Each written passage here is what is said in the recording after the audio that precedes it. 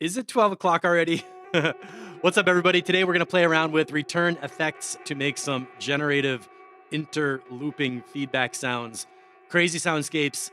It's a sound design workshop, so if you're looking for technical mix tips on how to make everything perfect, that's not today. It's going to get atmospheric, it's going to get swirly, it's going to get a little out of control on the edge, but what I am going to show you is how to set it up so that you can explore your own sounds and really make some totally cool stuff. And once you can set it up, you can experiment and make really amazing stuff. So this is not about recreating my sounds. This is about a production technique that you can use to resample some really cool stuff. What we're listening to right now is one little piano sound that I resampled, and it started doing all this stuff. Fortunately, I can press stop on that one. So for just a basic catch-up, what we're looking at here is a session with a bunch of sounds. You know, there's a drum rack, some audio loops. Then I have resampling channels. I made all these audio tracks where I was, my plan was to play one sample, not even a loop, just one sound, record the audio from resampling, and make a long audio file based on what the effects were doing. So the sound is going to go into the return effects. It's going to get resampled and recorded. And for anybody who's brand new to effects or anything, if that's possible, what you do with the return effect is it's like having a guitar effects pedal or an effects thing that's not on your channel, it's in another place, and you send a copy of it over here. So let's listen to the kick drum. Now, this fader is the level of the kick drum going over to the master channel. Well, guess what? Your send knobs are the same thing. It's a volume knob that just goes to a different place. In this case, I turned up the one called A, which puts that sound into return A, and whatever effect is on there, you get that effect. And the power of returns is that you can take multiple sounds and put them all into one reverb to get a cohesive together sound. That's basic, so let's figure it out. What we did next is I started putting a bunch of different effects on different returns, and you can see that each return has the send knobs turned up. So this echo plugin is going into the grain delay. Maybe I'll go through the returns one by one and just show you what they sound like. I'll turn all these down. We're going to actually do some sound design right here. Parrish, Pivclip, what's going on? Man, Pivclip's been mastering a ton of tracks. We had David Fidele coming out. We had another DJ Waters, this guy going from solo piano to hardcore. And I want to give a shout out to Morton Mindbender, who donated some of these audio stems that are available in the Discord server. If you're in there, you can take a look that we're playing with. So I'm going to go through, play this kick drum sound, and just show you which effects I have on these return channels first. So that's echo.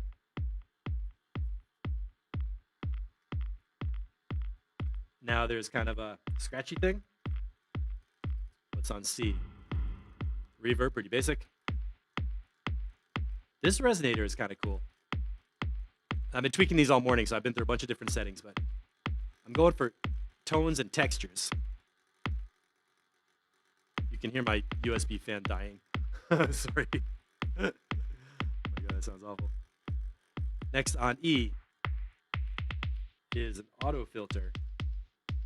What I always look for is something that's going to be moving in the sound. In sound design, sound best. Sound is best when it's moving around and doing interesting stuff. So I don't just want a filter parked in place. I turn up the LFO and get that filter frequency moving. Cut off a little bit of the low end, add a limiter. What is on our filter delay?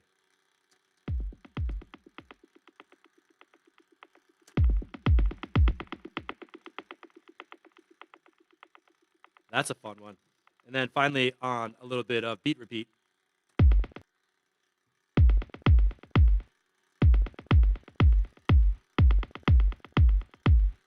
So by themselves, none of those are super incredible. It's like, okay, we got an echo, we got a reverb, we got some frequency, pitch shifting stuff, make it a little bit scratchy. Or, you know, what I was looking for were elements that were going to be both rhythmic, number one, and we're going to build up into a swell or a shape or something like that. So now, once I had my effects in place, doing something interesting, here's what I did. I collected a bunch of sounds, I'll tell you honestly. I went into my library first. I didn't start with the Mindbender tracks. I went into my library and I picked out some basic sounds. Thought maybe that. Okay, maybe that. Yep. That's interesting. Maybe I'll loop that one. And I wanted something that I could send into all these return chains and just take that one sound and make it do something interesting. So to recreate this, well, let me show you how this ended up first. The kick resampling. Look at this audio file. Here is what I got from resampling one kick drum hit.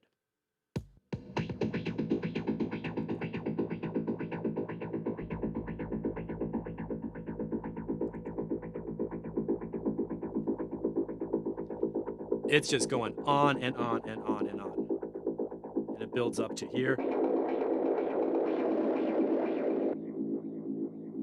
And you get all this really cool, interesting pulsing stuff that's feeding back and looping into itself that you can't really get from a synth or anything else. It kind of has to happen from looping effects. And feedback. Feedback is the name of the game. So to record that, I set up a drum rack. I made kick drum, one hit, no loop. And I only wanted that MIDI file there so I can trigger it on the beat with the grid and have all my sound synchronized. So what would I want to do to get this going on for a long time?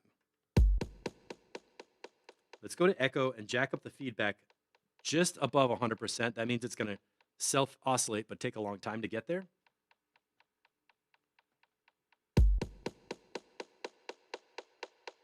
Now let's do something with that one. While that's bouncing around, what if we send it into the grain delay?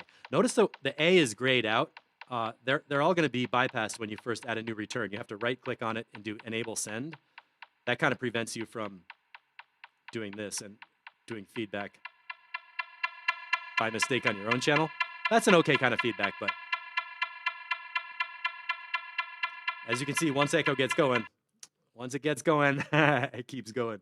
So now we're going to turn up Send B, which means our kick drum is going to go into echo, and whatever the output of echo is going to go into the grain delay.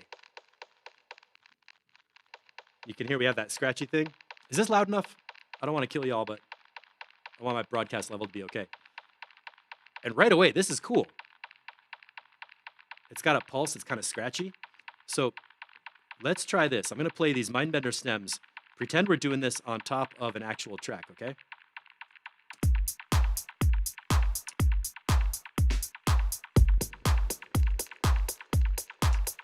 Now we've got a basic beat, 3 channels over here. And this stuff is shuffling around. Notice I put the auto pan on here.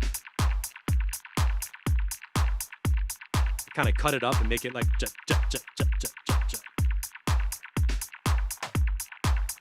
And you can really get creative.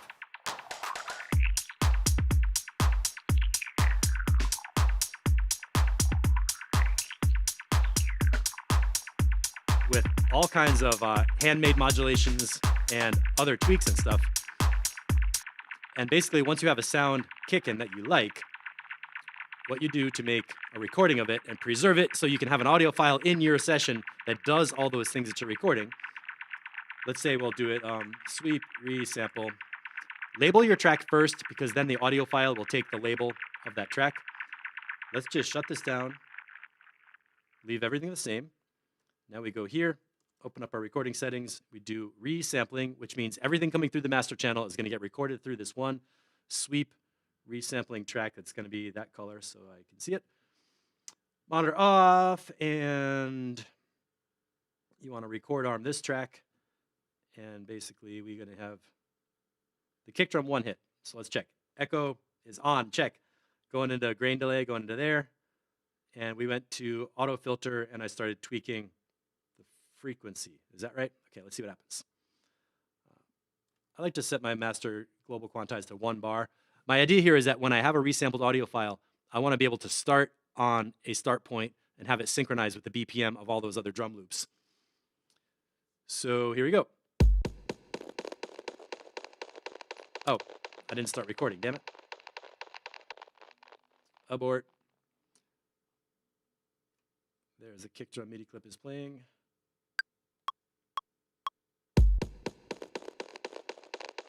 And now whatever happens is getting recorded in here. So let's go to echo and maybe give it a little bump of a little more feedback so it starts getting rowdy.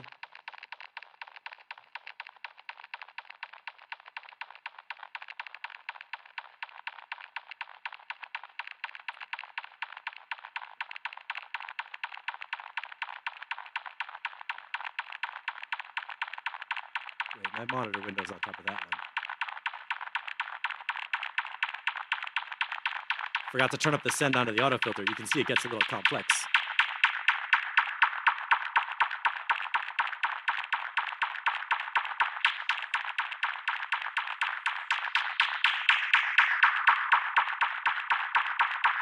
And I'm using the beat matched echo delay to kind of estimate where to do my sweeps.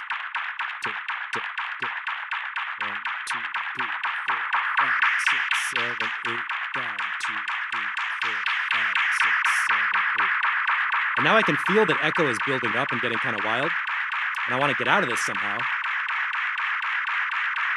So I'll bring up the reverb, lead it towards a reverb wash, and take the feedback down below 100%. It starts to fade away.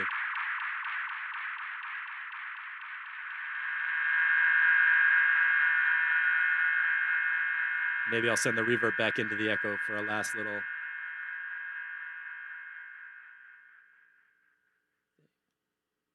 Wait for your tails to decay before you press stop.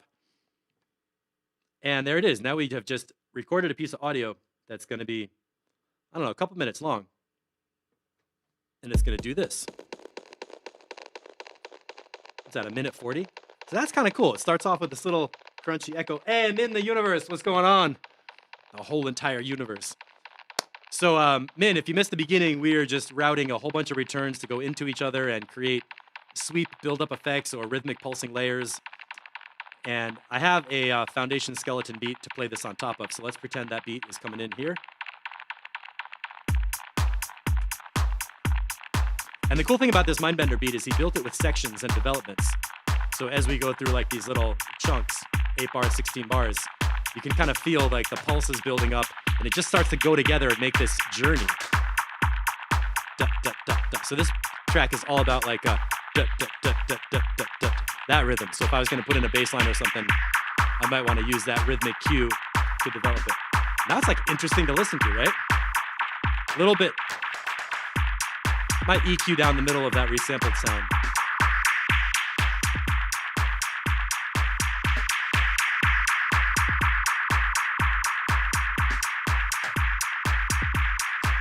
Now let's introduce another one.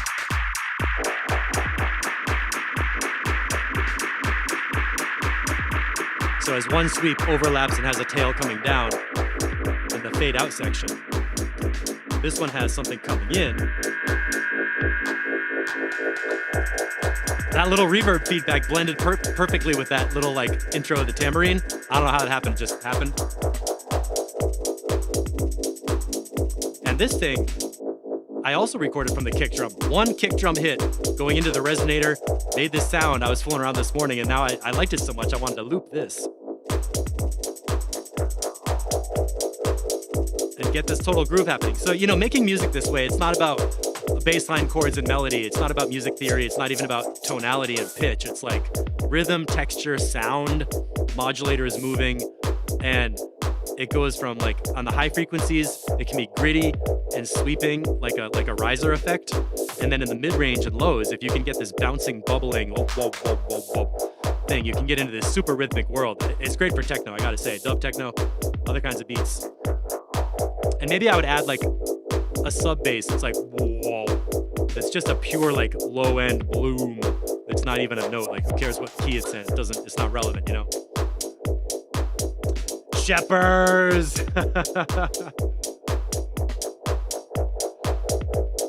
And let me play another one of the ones that I resampled, because this one's kind of fun.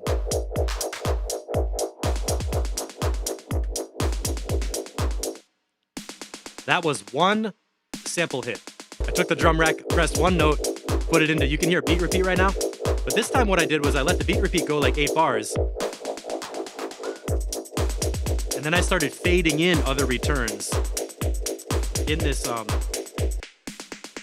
piece of audio. Now you can hear there's like an echo on top of the repeat, right?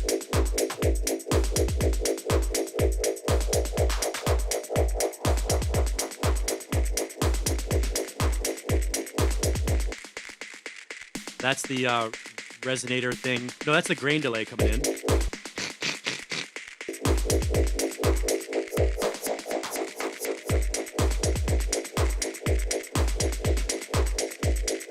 And the whole idea is to have your sounds develop over time, where you have a rhythmic structure of beats, 8 bars, 16 bars, build-ups, drops, you know all that stuff about percussion layering, we talked about track feedback. And then your ambient sound world somehow magically lines up with it. It's the craziest thing, but if you resample it and kind of keep a beat going in your mind and tweak a couple of things like a filter or a depth or a feedback or whatever, just sort of count in your head and plan for things to be changing all the time. When you take that resampled thing and put it on top of a skeleton of beats, all of a sudden it starts to make sense and it feels like somebody did it on purpose, but you didn't. You just did it by fooling around. I don't know if this is all that useful. I mean, it might be kind of an out there sound design technique, but I have so much fun with it, and it really, really works. Let me know if you have any questions, or if you guys do this and you think it's cool, say hi.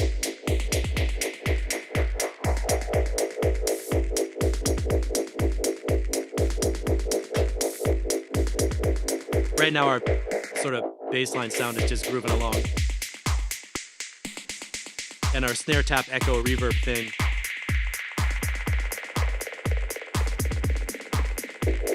I was tweaking that auto filter setting.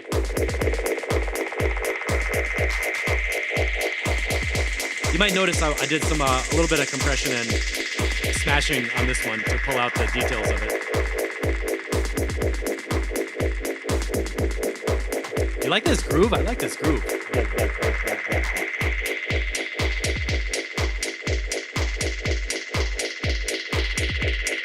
Let's see what happens if I release this loop.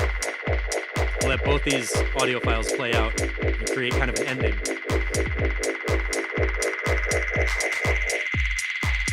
Oh, well, that one just stopped. Okay.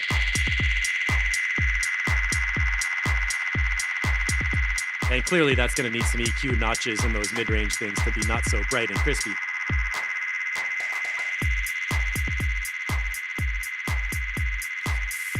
God, that almost sounded like my phone was doing something outside my headphones. And it releases. Now I did another loop on the kick drum part at the very end. And that one goes through another whole long development. And I really like the ending of this one.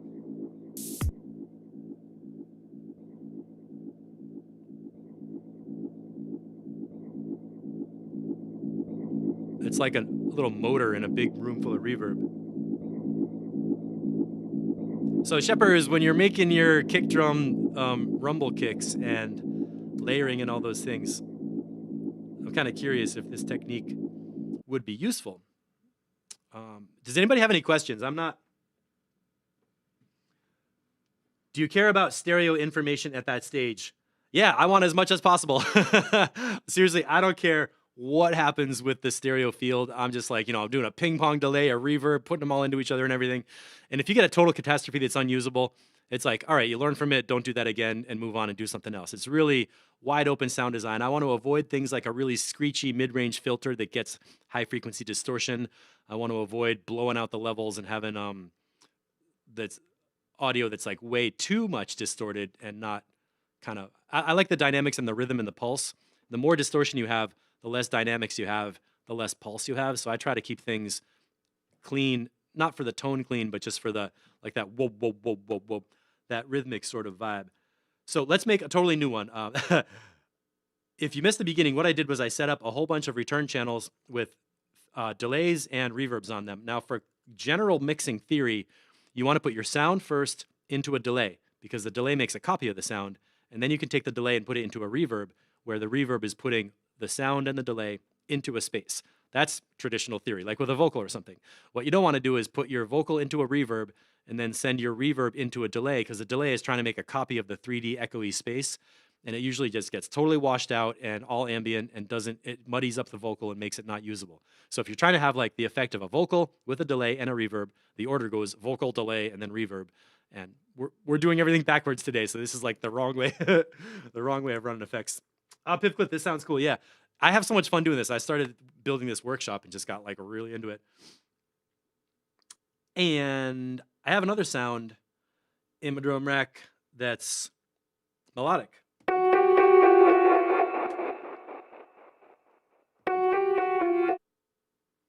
It's just an acoustic piano And let's see what we can do with that. What if we just take...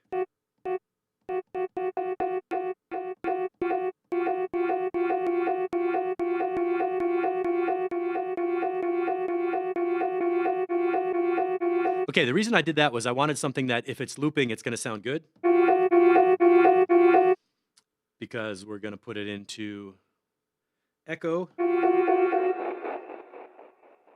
Let me undo everything here.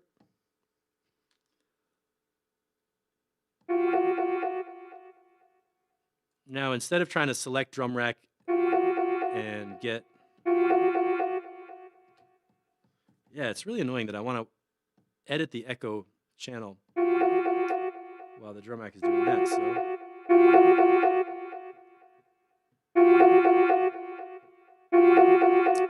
All right, there's a MIDI clip playing my source sound. And...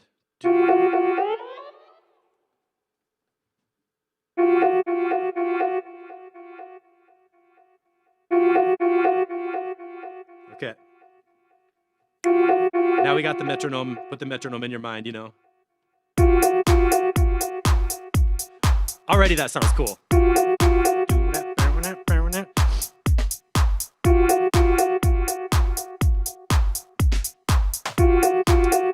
You know what might be fun to do is rack this up, map these two frequencies, tweak them a little bit, and save it as a preset.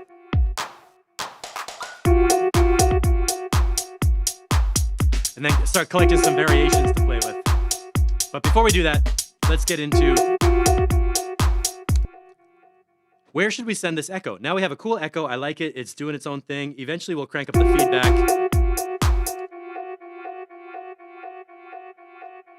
And it's going to keep going.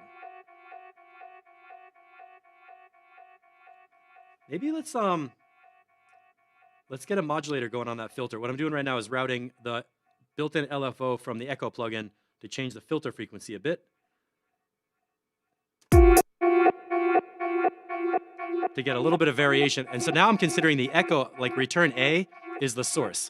This is the source that's going to get fed into a whole bunch of other sounds. Now I just experiment. You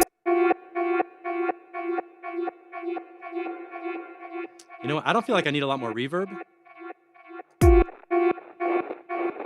I don't want that scratchy thing yet. What about a resonator?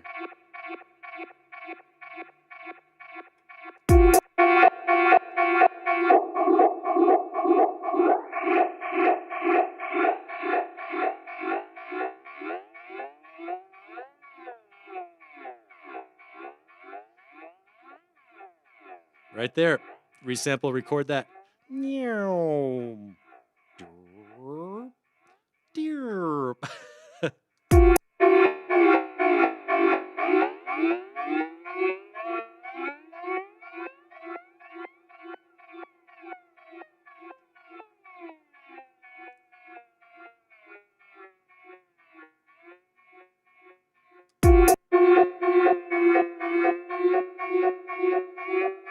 Can I tune the resonator?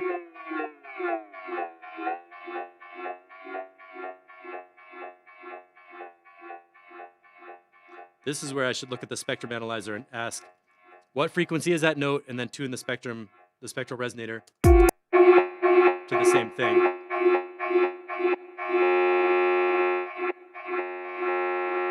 That's basically it.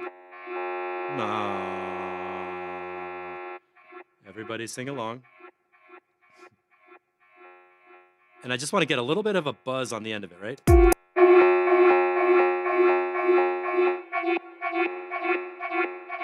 Okay. That's kind of interesting. Maybe let's put that into a space. What if we do...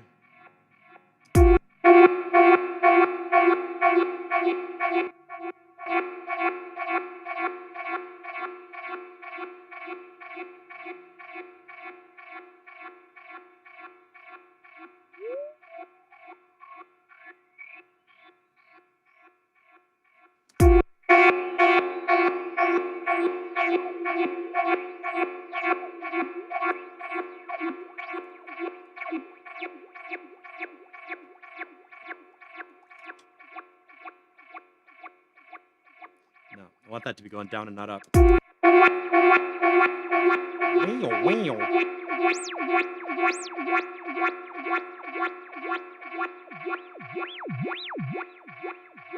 Get a little wee layer going on in there.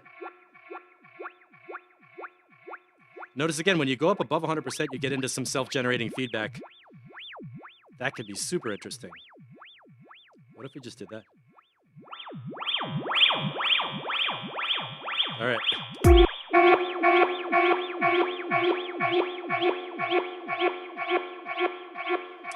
And possibly...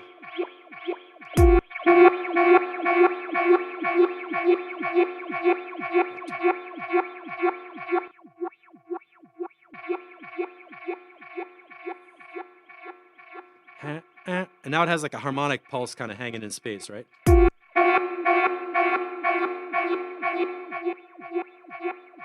Do a tiny little mix on the layers. I don't like that.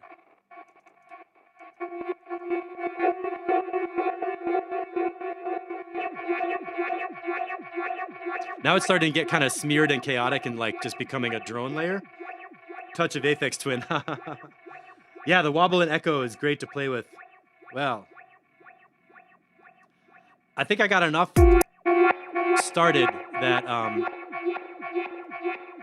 I got some stuff to tweak. So I'm gonna do piano resample 2, resampling input, and when I record it, I'm gonna go in and tweak some knobs. We're gonna do another recording. I want to make sure the loop is off, so I only trigger that piano note once. Once! All right, what's going to happen? Let's see. Oh, I just made a mistake. It's going to record all those beats. Don't want that. How do you stop all this? It takes a bit of doing to stop everything. All right, the resampling is going to get the whole entire output, so I don't want to send any of those other beats in there. I only want to send in my one piano sample, which I forget where it was, right there. See that? Label your stuff, Steve. So that sound is coming in here. Resampling is ready.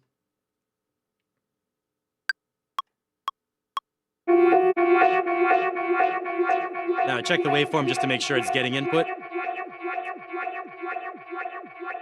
Oh, Voodoo Wax, Etienne, how you doing?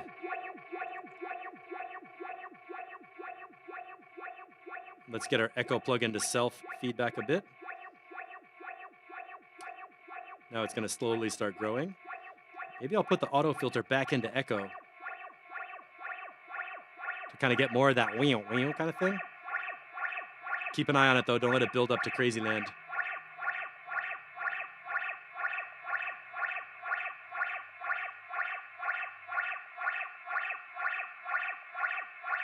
So we're getting a chirping sort of world here.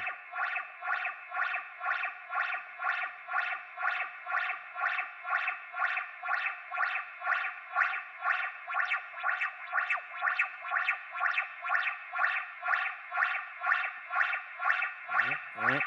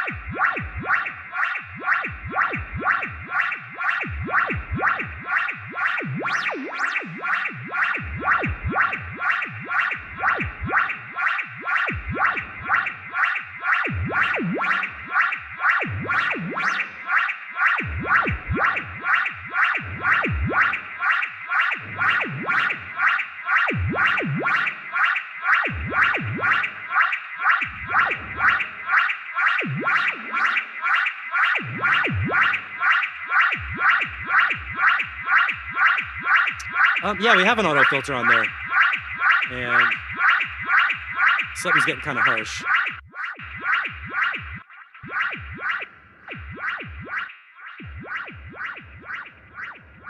I'm not sure if that's going to get into the resampling when I soloed that. That might have been a mistake.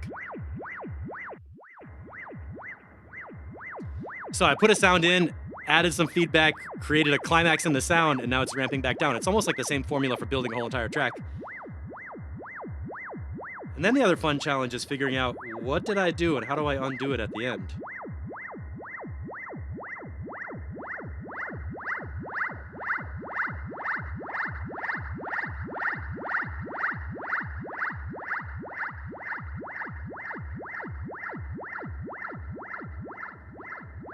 This is cool.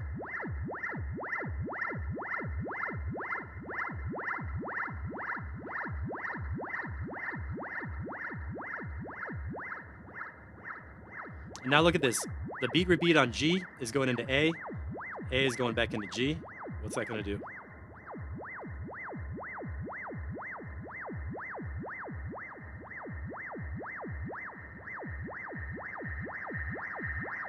Just let it ride up.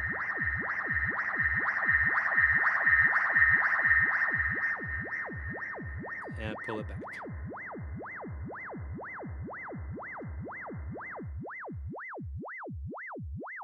Oh, this thing is still self-oscillating.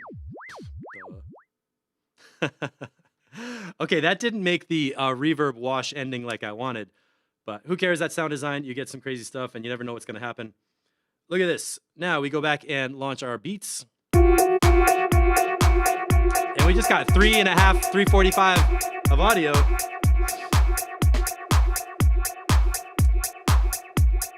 Shepherds, which LFO are you talking about on the first auto filter? Oh, add a second LFO after the auto filter? Okay, possibly, yeah.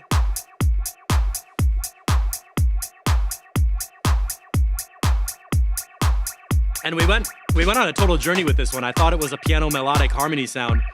And then later on it was like, whoa, whoa, whoa, with the resonant peaks going into the bass dimension. What if we combine this with the snare track in a minute? Maybe at like 32 bars?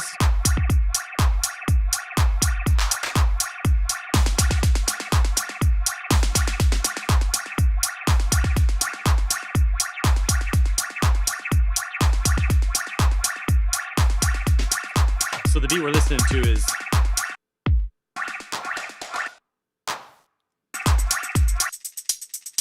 kick, clap, and a top loop layer that Mindbender made. And then we got this one.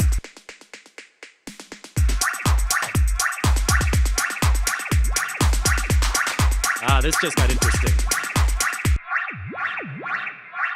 Ooh-wee. And I wonder what happens if we sneak in this kind of bass loop layer that was happening before.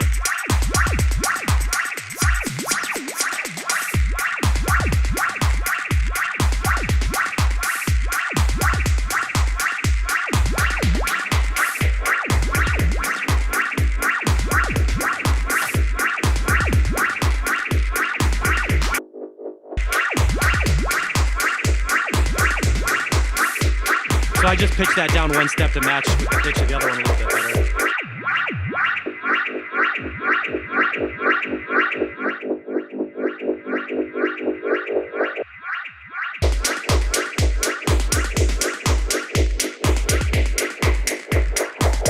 Oh yeah, Shepherds, I got what you're saying. Get something automated on there so I don't have to tweak the knob and go between controls. Yeah, that would be cool.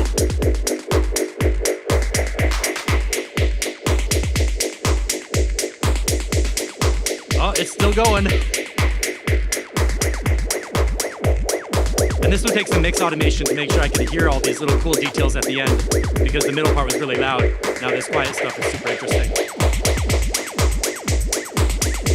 This is actually kind of an interesting track. A lot of stuff happening.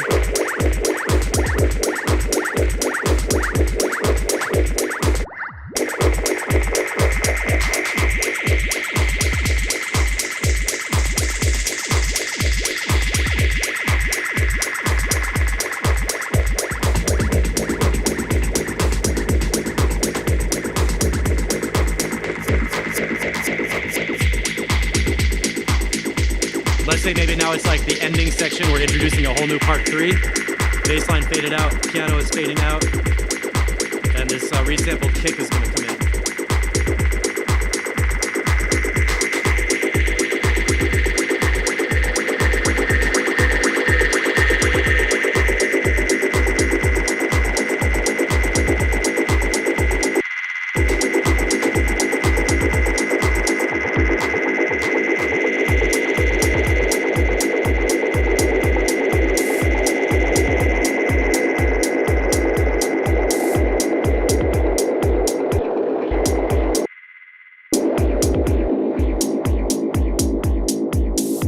Again, we have that theme of like wow, wow, wow, but a different sonic world.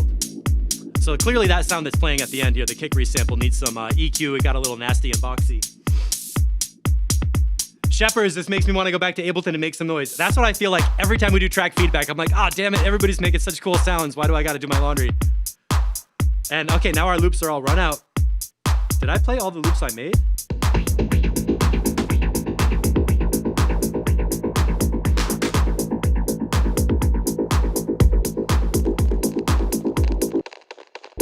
Didn't I? Forgot this little guy. This is where I wanted to do a white noise, high frequency, crunchy sweep sort of sound. And I don't know if this is good advice for a song structure, but if you have really interesting resampled layers that are all 2 minutes long, and you fade from one to the next, that might be enough for a really super interesting drum beat to listen to, and then have the beat change layers, and you got a track. I mean, that could be it.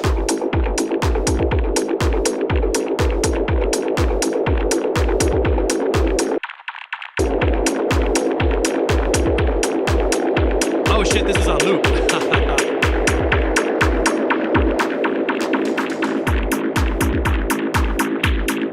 Ooh.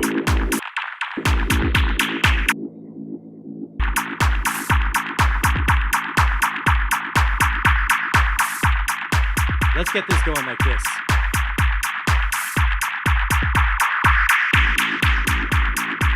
All right. I want to keep that going in the background. Do, do, do, do.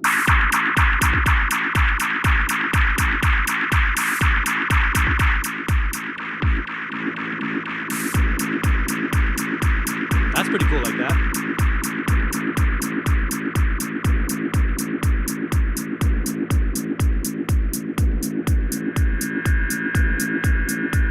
Ah, okay.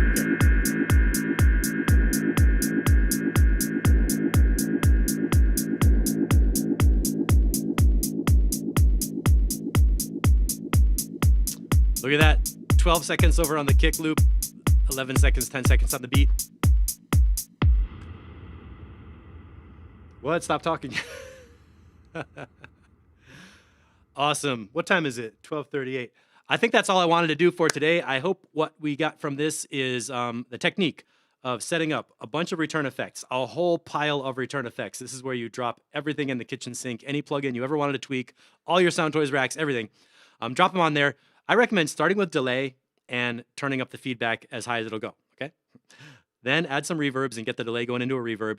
You can play with grain delay, spectral resonator, the original resonator. You know, I put some auto filters on there and got those moving with LFOs to modulate things. Filter delay, beat repeat is good. Basically anything that can take a sound in and continue it and make it longer is good. Chorus would be super fun to play with, and phaser, I didn't even get to those. And the technique is basically you add a bunch of return tracks, and all these other sends are going to be bypassed. So what you have to do is right-click on the send inside each return track, and that'll allow you to take whatever sound is happening in the return channel and pass it through to the next one. For example, when we have a delay on return A, and I want to have reverb on the delay, I turn up send C, so we get a sound coming into A, echo, echo, echo, it comes out C, zoop, into the reverb, so we get a sound with echo and then reverb on the echo, and it all makes one nice package. And then you saw me just tweaking things, feeding them in and out. The real hardcore technique is basically, let's just show a very, very simple setup. Like this. The echo is going into send B. The grain delay is getting the sound of the echo. Whatever grain delay is doing is outputting back into A and feeding into this loop, which makes a feedback loop, which is another big no-no in live sound or recording or whatever. Most of the time, you do not want a feedback loop because it just infinitely goes into feedback or screech, resonant loudness, and it sounds bad. But for sound design, it can be kind of cool. So let's see what happens when I press play on this. We're going to take the drum rack, put it up into there. Let's do a snare drum beat, and I hope this is going to sound good.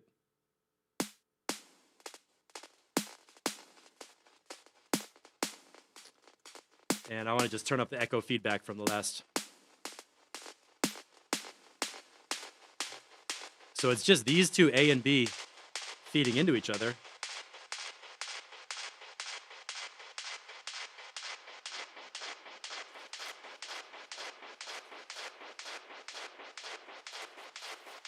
And tweak and ye shall find.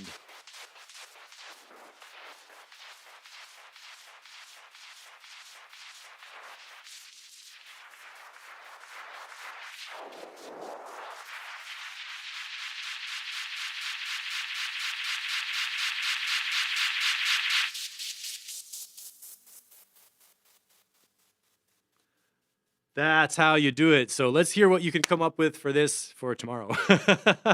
That's going to be it. This is Friday Production Tips and Tricks. I'm Steve Knotts. Welcome to Mix a Texture. Thanks for hanging out with me. Parrish, really enjoyed it. I'm so glad to hear that. Yeah, this is something that, you know, like I said at the beginning, you're not going to recreate the sounds that I made. I don't even know how you could, but you can definitely make super interesting stuff that'll be fun for you to play with. And you might want to remember to add a limiter. That's the last thing I want to say. A couple of these sounds, when they start taking off, as we say, when the feedback starts looping in and amplifying itself, it's not a bad idea to put a limiter at the end of the chain because feedback can take on a life of its own and take you away to another land. Thank you. So that's it. We have 23 hours until track feedback. And I got some other things to do, so I'm going to wrap it up right here. Let me know what you do with this. Tag me in a post, share it in our Facebook group or in the Discord group. Or actually, you should join Discord. And let me remind everybody how to do that. Oh my God, what is going on? Patreon.com. Mix a Texture. So we have a really awesome producer community where we post tracks, give each other feedback, use timestamps and specific critical suggestions for different genres. Critical meaning constructive criticism to help you improve tracks and make them better. And there's nothing like having a community to drop off your music, tell people you're excited about a new mix, get some encouragement on it, get some feedback to keep going. It motivates you to finish your music. And right now you can sign up for only $15 a month, which is crazy.